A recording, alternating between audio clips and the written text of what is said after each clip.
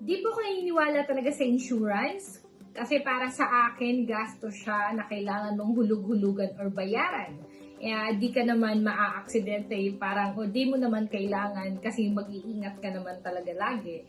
Mostly, ganun talaga yung mindset or thinking na mag-iingat lagi. Hi, I am Merly Travis, nanay, and isa po akong active distributor ng company na to. Dumating sa point na nung nilaunch po ang Orvis Victos or yung OVI, kumuha po ako ng policy or Silpro para sumunod lang sa karamihan or go with the flow. But the thing is, hindi ko po talaga siya naiintindihan or wala akong naintindihan.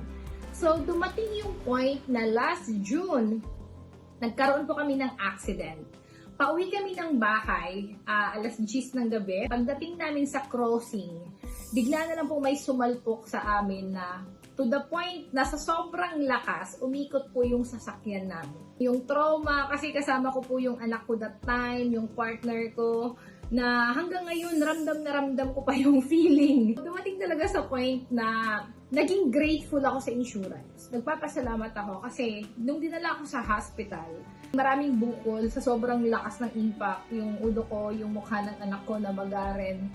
And nag-undergo po ako sa CT scan. Tinignan yung ulo ko kung merong mga internal damages kasi sobrang sakit po yan na nahihilo ako and sobrang dami kong pasa sa likod. And I am grateful na wala talagang masyadong nangyari internally. So more on, kung lahat ng nagastos or ginastos ko sa hospital, sa check-up, binalik po ng OVI. Nag-send ako ng message. Sabi ko na accident ako, na in-inform ko sila. Mabilis po yung response, nag-reply agad. Sinend sa akin yung requirements. Nung pagkapasa ko, after few weeks, nag-message sila sa akin na ready na yung check at ipapadala na po dito sa lugar namin sa Iloilo. Kaya, thank you so much, OVI. Isa ako sa mga buhay na patunay at hindi naniniwala insurance. Right now, I am a believer na ng insurance.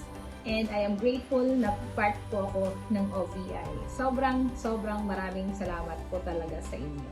And ako mismo right now, ini-endorse ko na po siya sa buong pamilya ko. And because of it, sa mga nangyari at sa mga napatunayan ko, kahit mga relatives ko po, andito na rin sila and may mga policy na. So, thank you so much, OVI!